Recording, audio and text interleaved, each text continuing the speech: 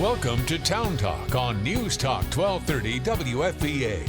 Brought to you by EV Mobility, here to keep you moving. For daily life, travel, or just having fun, visit goevmobility.com. Over the next hour, you'll be introduced to business and local leaders impacting our community. Text your comments or questions directly to the studio at 540-371-5756 or comment on Facebook at WFVA 1230. Now, the host of Town Talk, Ted Schuger. We're going to talk about animal rehabbing this morning. Karen Brace is back with us. We've got Karen here. Good morning, Karen. Good morning, Ted. How are you? I am fine. We have 3 microphones and 4 guests, but only one of the guests will not need a microphone. True. Because you have brought along with you, and this is the first. This is the first time in the studio for Nugget. Is Nugget. Yes, he is 6 months old. He is my newest ambassador.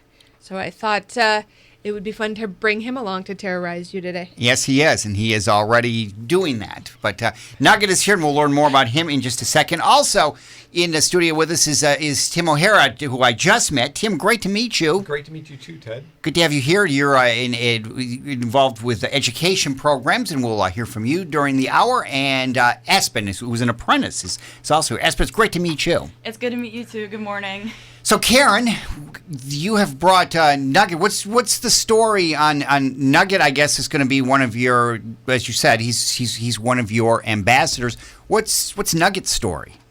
Nugget was brought to me along with his 8 siblings in this past April from Stafford County Animal Control. Their mom was hit by a car and killed, so Stafford County Animal Control brought me all 9 babies. They were about 7 weeks old. And as they started to grow, I realized that Nugget really had no interest in wilding up and being a real possum. So obviously we don't want to release the ones into the wild that are just super, super friendly. Yeah. For a variety of reasons. So he is going to stay and, sorry, I'm wrangling him as we speak, and be an ambassador along with my 4 girls. Why would he want to become a possum when he can live the lifestyle? I've considered living the lifestyle, wanting to being one of my ambassadors. Yes, just because that. So just to sort of check up on his lifestyle. Does he like scrambled eggs for breakfast and some of the other things that the other ambassadors receive? Of course, yes, grapes and all the snacks. But in my defense, I have some very, very hardworking possums. These guys are not pets. They are animal ambassadors, as we call them. So they are specifically used to help me teach people about possums. And we do, during the spring, the summer, and the fall, we do anywhere from 2 to 4 programs between having them in my store 2 days a week and then going out to schools and community groups, assisted living facilities.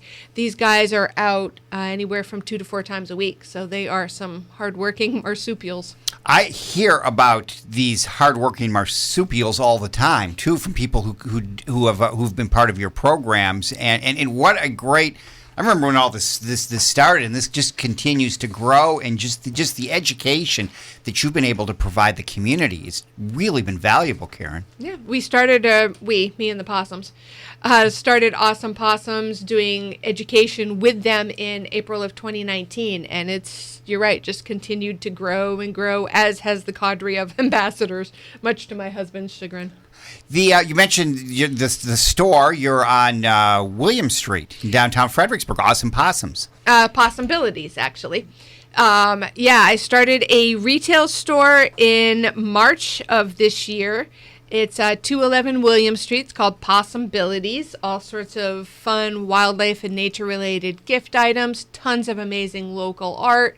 And it is above a candy store. It's above the Sweet Sheep candy store. Mm-hmm. They have amazing fudge and house-made chocolates and all kinds of stuff. So such a sacrifice being above a candy store. Yes, and you've got all kinds of things, and I mean that's been exciting. I mean, and I've heard from a lot of people who really enjoy the store, and that's been going. So that's been exciting too. Mm-hmm. And how have you enjoyed the store, Ted? Well, I've seen you on the street. Now, in my defense, I have seen you on the street a couple of times. So I have yet to make it. I had to throw you under the bus. I know. No, I knew that was coming. I knew I knew that was coming. I am surprised at. I mean, this being Nugget's first time. Nugget's very interested. All the possums you brought in, they all have their own personalities. Because some of them just sleep. They're not used to being up at this time. But Nugget is just roaming around. Just keep him over there, if you could. So, for people that want information about awesome possums or possibilities, what's the best way to find out information from you? awesomepossumswithaz.com. That's the best way to find out about the education programs I do. You can contact me directly through the contact form on the website, get all sorts of information about possums and why they're awesomes. When did you develop this love for possums? It was totally accidentally. About 6 years ago, somebody brought me a box of 11 baby possums. I had been a licensed rehabber since 2011, 2012, doing squirrels, bunnies, groundhogs, and had never even seen a possum in real life until 6 years ago when 11 baby possums showed up at my doorstep. Yeah. Wow, lots to talk about. We're going to get into because there are a lot of misconceptions people have, right, and problems that can develop when people want to start getting too friendly with some of these animals, and we will talk about that when we come back. Nugget is here, Aspen is here, Tim is here, and Karen here. We're talking about animal rehabbing. More on News Talk 1230 WFVA. This is Town Talk on News Talk 1230 WFVA. Brought to you by EV Mobility, here to keep you moving. For daily life, travel, or just having fun, visit goevmobility.com. Miss an episode of Town Talk? No problem. Just subscribe to the Town Talk podcast on iTunes, Stitcher, Google Podcasts, and Spotify. Now, the host of Town Talk, Ted Schubel. Animal rehabbing, our focus this morning. Karen Brace is here along with Tim O'Hara. Aspen is here, and Nugget, who is a possum, is with us. Whenever we do these shows, because Karen, you usually bring someone along, so it's always interesting. I know how much you love to see the possums. I do love to see the possums. One of the questions that I have, and people, I hear more comments about shows that I do with you than probably most anything else. I think that's good. Yeah, I think that it's very interesting to me that people remember. But people are interested in animal rehabbing. How does one get involved with animal rehabbing? And I guess that's where we sort of also draw in Aspen, who's here and an apprentice to be. How do you get to learn how to do this kind of stuff? As Aspen was pointing out, and we can have her address it, there isn't a whole lot of information online, and I think that's probably a strategic move by the Department of Wildlife Resources, at least in Virginia. They want you to reach out to a rehabber or to reach out to them instead of possumly, see what I did there? Possumly getting misinformation online. Like, there is so much information about everything online. So the first thing you have to do is, one, find a rehabber in your area who works with the species that you want to work with. Now, there's rehabbers that do, everything from reptiles to amphibians, rabies vector species, mammals, birds. So you want to reach out to somebody who specifically works with that species. Reach out and find out if they're taking apprentices, and then that person can kind of guide you through the whole process. But essentially, once you find that person, you need to make sure that you have, I was grilling Aspen the other night, do you own your own home? Because if not, you have to check with your landlord to make sure your landlord doesn't mind wild animals in their house. You have to have a room specifically dedicated to wildlife with a door, like a spare bedroom, an office, something like that, that locks. So domestic animals, children, other people do not have access to that room. You can't work full time, at least outside the house, because how are you going to feed baby animals every 2, 3, 4 hours if you're not home? So there's a lot of things that sort of preclude people from becoming rehabbers, which is too bad because we need rehabbers. But it's definitely not for everybody. But once you kind of fit all those criteria, then you have to get 6 hours of continuing education. You have to be inspected by the Department of Game, the Department of Wildlife Resources. Sorry, they just changed their name and I can't get with the program and make the change mentally. Once you get 6 hours of continuing education and you get inspected, you pass, you can apply for your permit. And then you have to work very, very closely with your sponsor, who is that licensed rehabber, for 2 years before you can get your own license. Once you get your permit and you're working with that rehabber, and your sponsor is the one sort of responsible for helping you get set up, getting the caging, getting the supplies, getting everything that you need. Then you just work closely with that person and it's hands-on. Your sponsor, the licensed rehabber, will show you, how to feed and care for and the proper husbandry of whatever species you've decided to work with. So it is a pretty lengthy process for somebody that their goal is to be a licensed rehabber.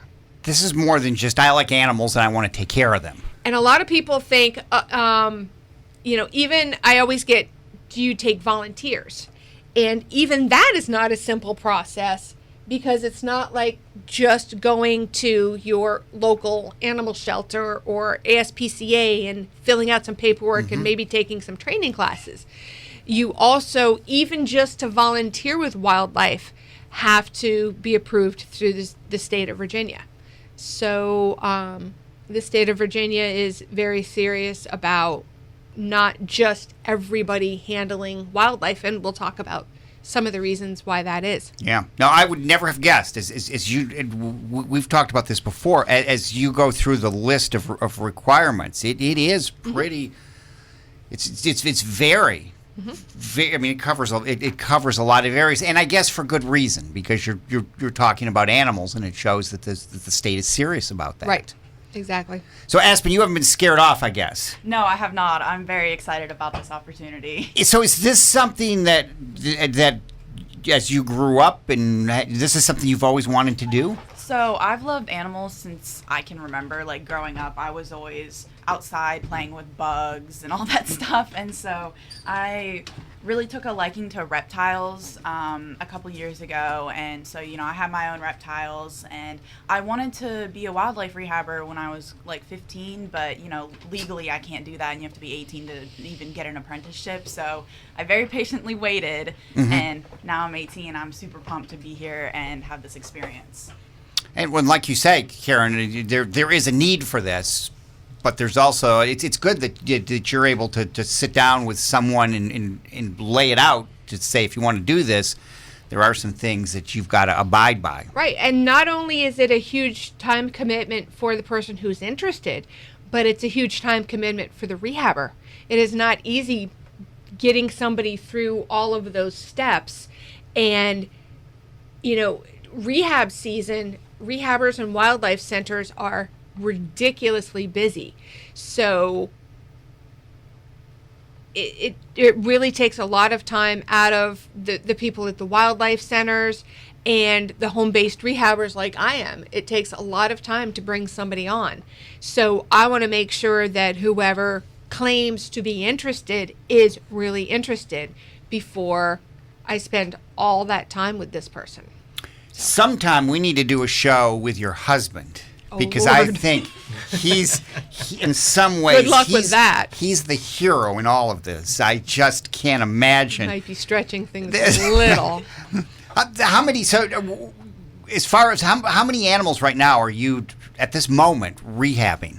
So I have the 5 ambassadors who are the permanent residents. Yeah. I was actually just looking at the numbers last night in preparation for this. So far this year, I've taken in 29 possums, which is actually a very, very low number for me. I haven't been able to take as many because I did just start the store. So, one of the important things of being a rehabber and an apprentice is knowing your limits, and you don't want to take more animals than you can realistically care for. So, of those 29, I have 7 that still have to be released. Obviously, Nugget was pulled out of those numbers, and he's not going anywhere. But his 8 siblings have been released, and I've released all of the other ones so far. And we've done shows before, and I know one of the things when you're involved with rehabbing, sometimes there's the transportation to take some injured animals to some of the and a lot of times where they have to be taken from around here takes a while. So a lot of people want to volunteer and help wildlife, but either they, like I said, they don't own their own home, and their landlord is like, no, you're not having tons of baby squirrels in my house, or they work full time, or something else that prevents them from actually being a rehabber and caring for these animals. But as we discussed on our last show, that I was here with a friend of mine, Lori, who is a transporter, there are many, many other ways to volunteer with wildlife.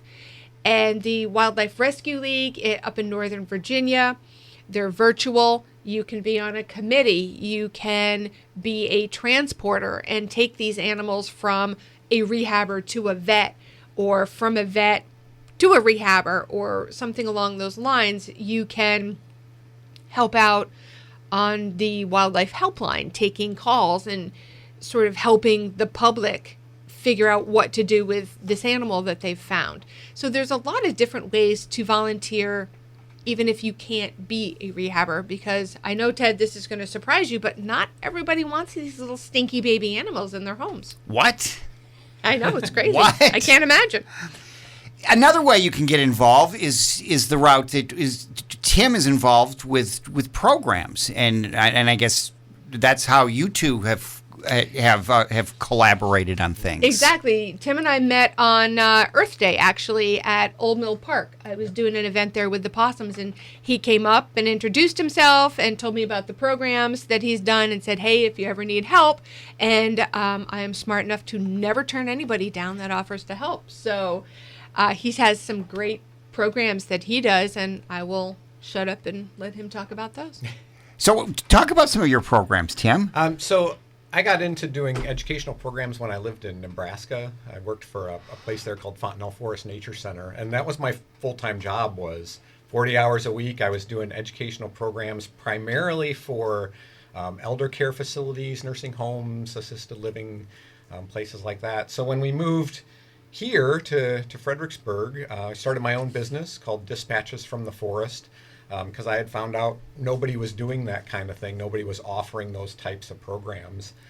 So I started my own business and started offering those types of programs, educational programs on just a variety of topics. Anything that, I'm kind of a nature nerd, so anything that I thought would be interesting, I'd research it, create a program to share with others, and then market myself out doing that. So who do you do programs for? Primarily, I market myself out to like assisted living, nursing home type facilities. They book me to come in as part of their entertainment budget programs, and it's great because a lot of those folks, when they were younger, they loved to be out in nature. They have great stories to share, great experiences, and they just physically can't get out into nature the way they used to. So they really enjoy coming and hearing about it and seeing things and sharing their experiences with me as well. So my wife, kind of like Karen's husband, has put up with a lot because when I worked for the Nature Center, I had access to skulls and pelts and all that kind of fun stuff. But now that I'm on my own, I have to do all that myself. And you do actually have to have a salvage permit to pick up roadkill. Believe it or not, roadkill is not free for the taking. Seriously? Unless you're a vulture. Unless you're a vulture. But yeah, you have to have, it's called a salvage permit. And it has to be for educational or scientific purposes. Okay. And anything bird-related requires an additional federal permit, a federal migratory bird salvage permit. So I've got both of those, and so occasionally I warn my wife that if she goes into the spare fridge in the basement, there may or may not be something dead in there waiting for me to process. So, wow. Well, do you have certain programs that are your favorites? Yeah, I actually have created a couple of programs on kind of these underappreciated animals like squirrels and deer and possums and skunks. Underappreciated. Yeah, because they're amazing animals, and we kind of think we know everything. You like squirrels, big deal. Yeah. They're squirrels. How exciting can they be? But Come take them out of my neighborhood. they please. really have some amazing abilities that most people don't realize. So it's Really? yeah, Really? like squirrels don't forget where they hide their nuts. Sometimes they do. No, they don't. They actually sort their nuts. They use mnemonic devices to remember where they put them. They sort them into different areas. Huh. Okay. It's just some sprout before they get back to them. Because like any hoarder, they cache way more than they can possibly use through the winter as an insurance, and so sometimes they just sprout before they get back. But they remember where they put them all.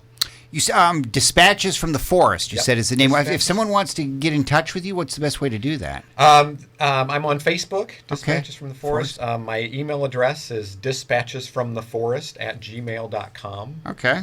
And I also do a podcast, so I'm going to throw a plug in for that. Dispatches from the Forest, the podcast available wherever you get any podcasts. Interesting. And you're wearing you're wearing a possum shirt this morning, am. so you fit right into this conversation. That I bought at Possibilities. There are some. Speaking of possibilities, again, that is on William Street in downtown Fredericksburg. It's above the candy shop. It's right over there by Market Square. River Rock is there in the same.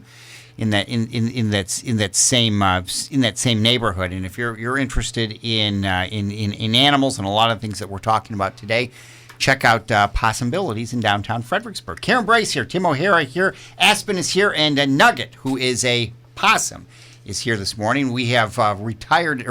Nugget is resting in well,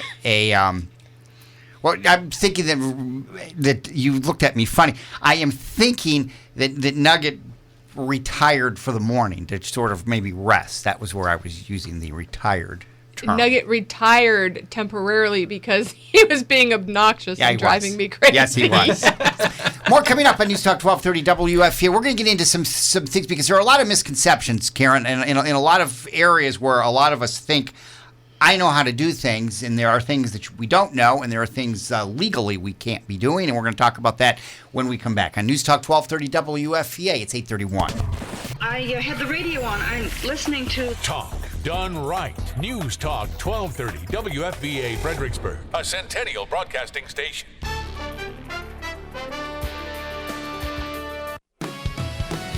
Welcome back to Town Talk on News Talk 1230 WFVA. Brought to you by EV Mobility, here to keep you moving. For daily life, travel, or just having fun, visit goevmobility.com. You can weigh in about today's Town Talk topic on Facebook at WFVA 1230. Now, your host, Ted Schubel. There is never a dull moment when Karen Brace is here. She has brought along Nugget, who is an ambassador possum. Tim O'Hara is here. He's with Dispatches from the Forest. He is does education programs. And Aspen is here, an apprentice to be in all of this. Karen, we talk about this, and this you set this up really well a few minutes ago. In talking about just the requirements that the state has, there are a lot of, and usually there's not a show goes by that you and I do that I'd learn something about that you can't do this or that with animals. Mm-hmm. There really are a lot of guidelines in place in this area by the state. It's not just do what you can to help the animals. There really are some laws in place. And the main law, the Code of Virginia, which deals with wildlife rehab, talks about that wild birds, animals, and fish are the property of the Commonwealth of Virginia and may only be, cared for by licensed people. It is illegal to take or possess or sell or purchase or transport or import any native wild animal from the state of Virginia. So I thought that's why it would be good to talk about that today, because every time I do a program with one of the ambassadors, or I have one in the store and I'm holding them, people come up to me and they said, "Oh, I didn't know you could have possums as pets." And you cannot. So those of us who do education programs with animals walk a really fine line. Yeah. I want to show people that possums are not the vicious, aggressive animals that you think you have in your yard. They're fairly docile animals, but I also have a responsibility to let those people know that they, even though I'm holding Nugget or I'm holding one of the ambassadors and teaching people about them, that they should not be pets. Not only is it illegal in the state of Virginia, as I mentioned, to have any wild animal as a pet, but there's also some very, very valid reasons why you should not have these animals as pets. Well, and you set it up well in just the training and the licensure that you have to do this. You can do this, but I can't. And a lot of people say, "Oh my God, the state of Virginia is so restrictive." I hear it even sometimes from fellow rehabbers. There's things that as rehabbers we can't do. And whereas some of the laws may seem a little restrictive or unnecessary, I try to look at it from the point of view not only of as a rehabber, but also what is the reason behind that law? And I work with several different wildlife vets, and they all have different perspectives. So I always try to see everybody's perspective,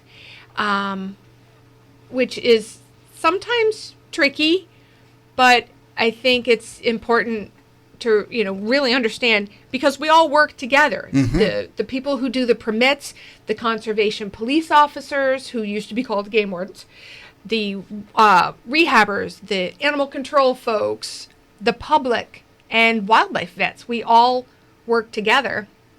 And even though we all want what's best for that animal, we're all human beings. We're all looking at animal welfare from different points of view, and sometimes it gets a little snarly. Well, it does. It does. I mean, I think back to the story that we often talk about around the holidays of how you put a wreath up, and a bird makes a nest in that wreath, and you're limited to what you can do with something like that. Right, and those are usually Carolina wrens. They make their nests in the damnedest of places, most inconvenient places. And according to the Migratory Bird Treaty Act, it is illegal to remove the nest if there's eggs in it. Now, if you see the wren or any other bird making a nest, you can remove the nest. But once there's eggs in it, you are federally prohibited from removing that nest. Because those birds are protected. So if I have, what about if I have a nest, say, in a bush? Same thing. Same thing. If it's just a nest, you can remove it as soon as there's eggs. I have a big Christmas cactus out on my front porch. And I noticed about 2 weeks ago now, I guess, that a wren had built a nest in it. And I looked in, sure enough, there was eggs. Yeah. So now I have 4 of the ugliest baby birds in that nest right now. Baby birds are so ugly. And they're likely loud. Well, they're just little naked weird looking Okay. things with gigantic beaks right now. But so I'm stuck. I'm a bird grandmother for the next few weeks until they grow up, fledge, and take off. And as soon as they do, I'm going to take that nest out, and that mama bird's going to build another one. Interesting. So it's the eggs. Be careful about that. Yep. Do you have stories of people that do decide they see you, they say, oh well, you know, that lady has a possum, we'll just keep these possums? And I can see where things can develop, of where all of a sudden you're taking care of them and then you can't take care of them, and then what do you do? So I don't know anybody specifically who has seen me and thought, oh, hey, she's doing it, because I always tell people, Yeah. this is not a pet.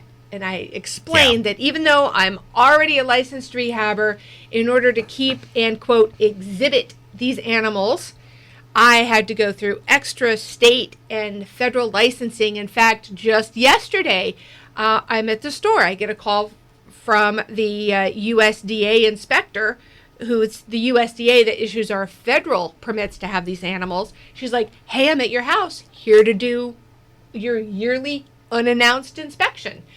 I was at the store, so I said, you know, I know you came all the way from Richmond, so I talked to my husband. I told him where all my paperwork was, and he showed her the animals in the enclosures. And So they really do check. they really, really do. COVID has kind of screwed some things up there. But, yeah, unannounced yesterday, out of the blue. And they have every right Yeah. to do that, as does the Department of Wildlife Resources. If they get a call that a person has a XYZ animal, as I mentioned, wild animals in Virginia are considered the property of the Commonwealth. So they have every right to go in. They do not need a search warrant, which a lot of people think they do. They do not. No, they're just checking on you've got a license. Are you doing what Yep. you've? But if they get a call that, you know, Joe Public has XYZ that they shouldn't have, they can go in and confiscate that animal. In fact, that just happened around here in the, you know, within a 60-mile radius. I'm not going to say where. Yeah. But a young lady had found a baby possum last year, had raised it. It's about a little over a year old. Somebody found out about it, called the Department of Game on her, and they came about 3 weeks ago and confiscated it. As far as I know, the animal is okay and is being held at a wildlife center. She is devastated. So Yeah. there's that point of view. This is, you know, her baby for the last year, and, you know, she was taking really good care of it, but it does not matter. That wild animal, you do not have a permit or a license to have that animal. And any animal that has been held by a member of the public for over 30 days, according to the state of Virginia, cannot be released. So if that animal cannot go to either a permitted rehabber like me or a wildlife center, so, you know, basically that animal has to go somewhere. And if there is nowhere for that animal to go, it has to be euthanized. So many times it's the animal that pays the price. And that just happened 3 weeks ago. And it's heartbreaking. Yeah. You know, it's heartbreaking for those of us who have to watch yet another animal suffer. I get animals at least once, twice a year that people find, usually squirrels or possums, sometimes bunnies. They try to take care of it. By the time they realize that things are going downhill and they reach out to a rehabber or a wildlife center and they turn the animal over to us, all we can do is watch that animal, you know, watch it suffer and try to keep it comfortable until it dies. So it's just every single year, over and over and over, this happens. So there's these rules in place for a reason. Yeah, for definitely for a reason. So if I find something, and if I find an animal, what's the process that I should go through? you know, my answer to most of these things are, it depends. It depends, always, yeah. You know, it depends on the situation. The best thing to do, I always refer people to, if they reach out to me, I'll ask them, 100 questions, because it really does depend. But if you find an animal and you don't know where to turn, what to do with it, the best advice I can give is reach out to the Wildlife Rescue League helpline, which is 703-440-0800. You can also go on the Department of Wildlife Resources, and you can look up, if you're in Virginia, you can look up a rehabber by county and reach out to that person. A lot of times, especially in the spring, we get fawns that are not abandoned. Mom watches them. We get bunnies that are not abandoned. Mama bunnies go morning and night to feed them, and then they leave the babies alone during the day. We get a lot of animals that people think are abandoned, like fledgling birds. I have this little baby bird hopping around on the ground, and what do I do with it? And it's really easy to animal nap these little critters when really they should just be left alone. Nobody can care for them like their mom. Yeah. We can raise these animals, we can release them, but no matter what we do as human beings, we are not going to do as good of a job as their mom. So in a lot of cases, leave them alone is the answer. I had somebody reach out a few years ago, all excited and worried. She found a box turtle hatchling. What do I do with it? And she was panicking. And I said, put it back in your yard. But it's, the size of a quarter, and its mom is gone. And I said, just stop and think about this for a second. When is the last time you saw a turtle nurse? They don't. Turtle hatchlings are on their own from the second they're born. Moms do not nurse. Put it back. It'll do its turtle thing. It'll be fine. But as humans, we see those babies and we want to help. And I try to never fault people for that. But with wild animals, you're out of your league, Yeah. If I touch it, does that mean that the mother won't be interested in it? No. Especially with mammals, birds don't have a sense of smell. So if you find a baby bird that needs to go back in the nest and you can get it in the nest safely, pop that little bugger back in there. Birds don't have a sense of smell. They're never going to know. Bunnies, squirrels, we've had multiple cases where people have returned the bunnies to the nest. They have put the squirrels out. Mom has come to get them. Most wild animals are really good moms. They want those babies back. They're going to take them back. The Wildlife Rescue League, again, that number you gave is what? 703-440-0800. 703-440-0800. Karen Brace here. Tim O'Hara here. Nugget is here. Aspen is here. Quick break. We'll wrap it up on News Talk 1230 WFVA. Opinions, we've all got them, and we'd like to hear yours on Town Talk. Brought to you by EV Mobility, here to keep you moving. For daily life, travel, or just having fun, visit goevmobility.com. Text the studio now at 540-371-5756. Here's the host of Town Talk, Ted Schubert. We're talking animal rehabbing this morning. Karen Brace here, and friends, before we get out of here, diseases, Karen. Let's talk diseases on a Friday morning. What a great way to end the show, Ted. Yes. Thank you. So as I mentioned, I reached out to, several different people to get information, quality, reliable information.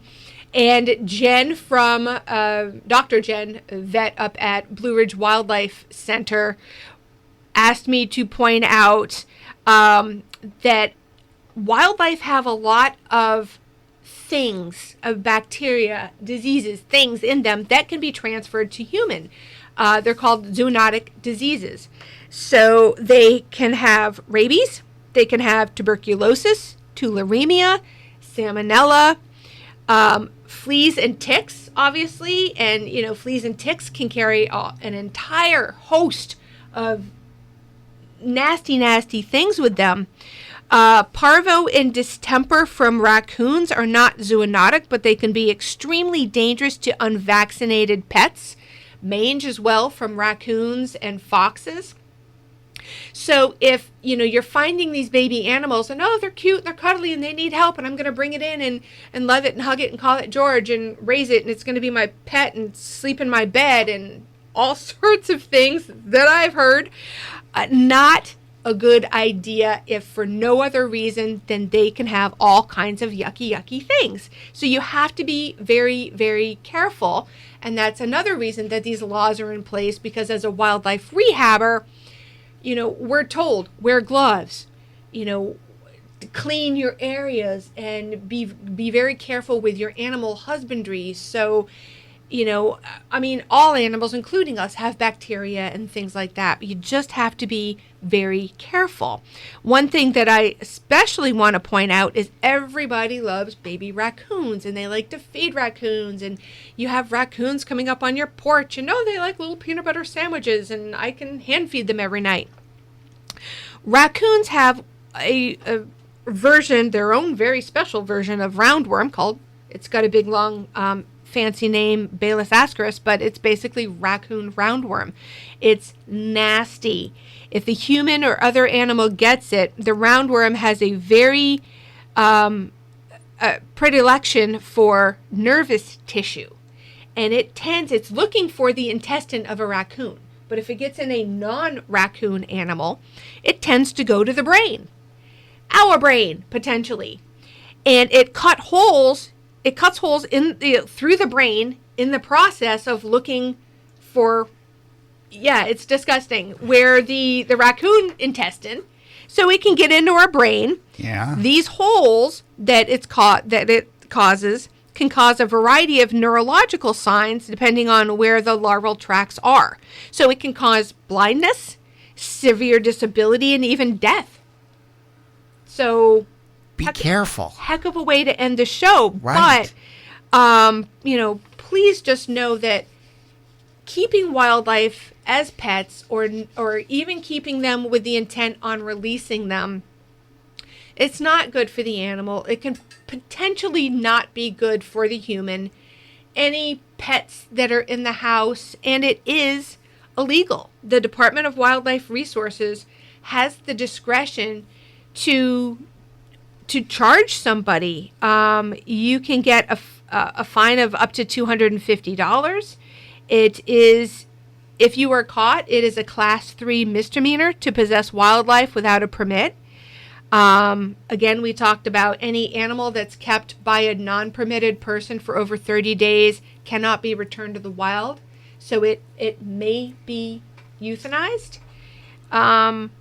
It's serious, and especially repeat offenders. The fines and the charges go up if you are caught more than once with these animals. But, just from the point of view of the animal, mm-hmm. You're not going to take your dog to somebody who is not licensed to treat dogs. You're not going to, take your dog to a dentist to get a human dentist for, the treatment of cancer in your dog. Yeah. So wildlife needs to go to the proper place for care. We're out of time, unfortunately. Good stuff, Karen Brace. Thank you. This shows.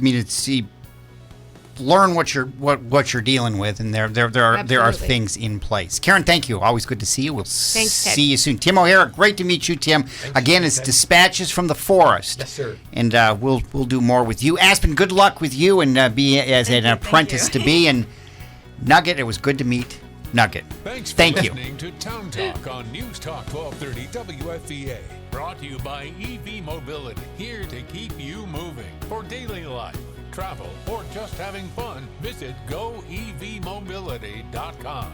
The views expressed by the host and guests on this program are their own, and not necessarily those of this station, its management, or Centennial Broadcasting. Hear Town Talk anytime by subscribing to the Town Talk podcast on iTunes, Stitcher, Google Podcasts, and Spotify. The Glenn Beck program is next on News Talk 1230 WFVA.